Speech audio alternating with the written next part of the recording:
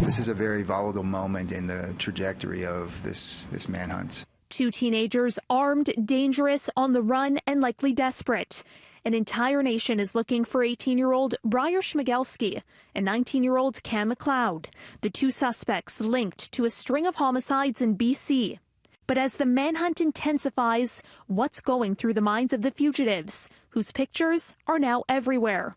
An expert in mass killings says the initial thrill of being on the run has likely begun to wear off, replaced instead with the fear of capture.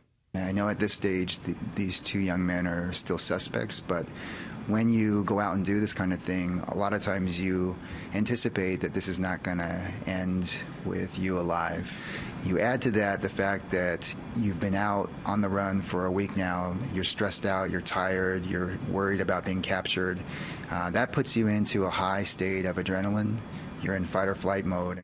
And that, he says, could lead to potential violence as police close in on the accused killers. I think that's one of the biggest challenges, is knowing that so much is on the line, and as time goes by and as people continue to be out there under this duress, the risk of retaliatory violence gets higher and higher. The two teens have been charged with second-degree murder in the death of a Vancouver man and are suspects in the double homicide of a young tourist couple on a road trip through Canada.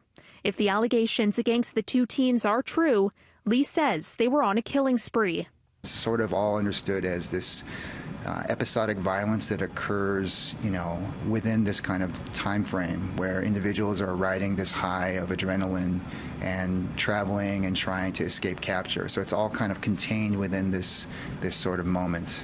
While the main concern for police is trying to apprehend the two teens without further bloodshed, Lee says this is a very crucial moment in the manhunt. He says it's a time when the teens probably feel like the world is closing in on them, and their adrenaline and fatigue could make them capable of more violence.